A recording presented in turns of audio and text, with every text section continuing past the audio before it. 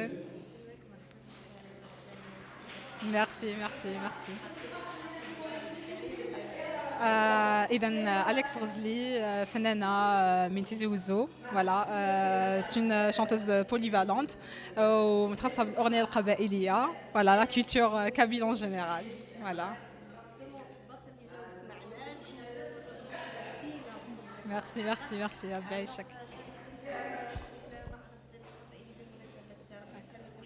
نعم يناير جينا pour célébrer à l'occasion de يناير c'est une année berbère اللي توجور نحتفلوا بها وباش تو لو موند يزيد الثقافه هذه تاع يناير تزيد تتعرف ويزيد تعرف عليها و فوالا.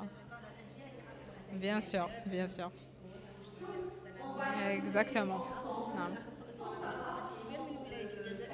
ولا تحتفل بها يعني في السنوات هذو الاخيره يعني يناير بدا شغل يعرفوه الناس وبداو يعرفوا لا كولتور هذه تخويهم يناير فوالا. Et en plus de ça c'est devenu un jour férié un jour national et tout donc voilà ça fait plaisir voilà.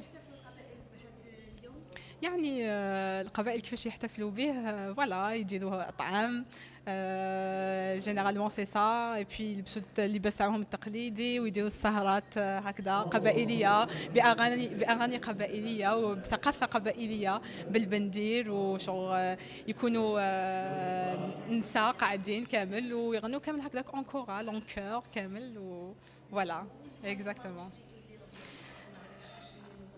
Voilà, on a célébré justement à l'occasion de Hidayah, un gala, voilà, un gala artistique où تناولنا في الريبرتوار تاعنا اغاني قبائليه تاع التراث وهاد الاغاني القبائليه يعني حنا كقبائل نستعملوا هاد الاغاني جينيرالمون على ليبوك كانت الاغنيه القبائليه نساء كانوا ils s'expriment en faisant des ashouiq. Ashouiq, ce que ça veut dire, c'est des cris de détresse, des cris de tristesse.